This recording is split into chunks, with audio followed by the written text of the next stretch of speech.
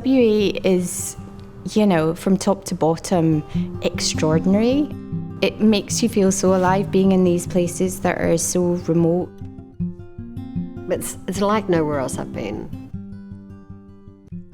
It's just been wonderful. It feels like we've done just an extreme road film. Dirt music primarily is a love story, but it's an unusual love story. I mean, it's set in a very specific part of the world that perhaps hasn't really been shown before.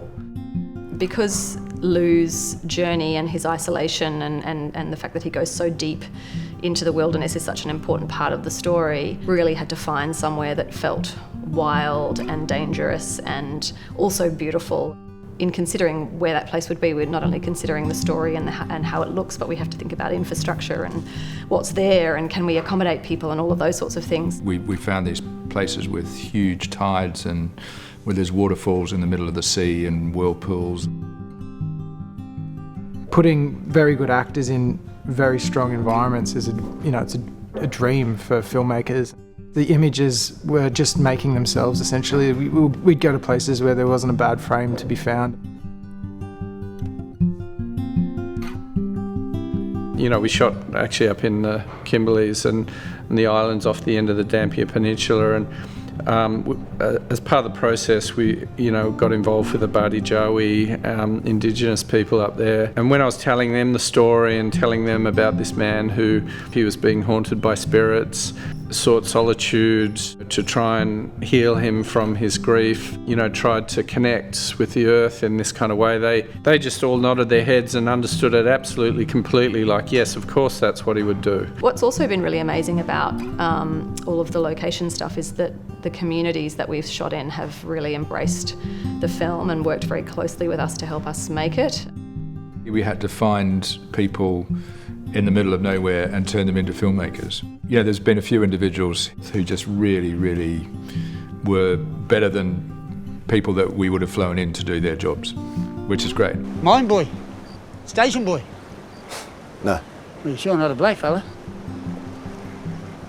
Where are you from? We're going to places that not many Australians have been to, but there was such a sense of, wow, we're going on a real adventure here, and we're doing something really different. When we were filming up north, it was, we were driving for 3.5 hours on dirt track. Travel by boat to get to set, like 40 minutes each day. To these remote islands and scrambling up rocks. We did human chains to get equipment up the hill and down the hill, and I think that's the beauty of kind of Australia, and that you can still work in that way, where everybody just pitches in together. So I think audiences will potentially be able to really connect with this on quite a deep emotional level, because, the movie will be different to anything they've seen before. It'll be evocative and moving and emotional, but also, something really unique. I believe anyway that, this movie's going to really surprise people. We all love a kind of a great love story that's full of tragedy but hope, and healing nature that land can give you. Probably make everybody go off and want to do a road trip.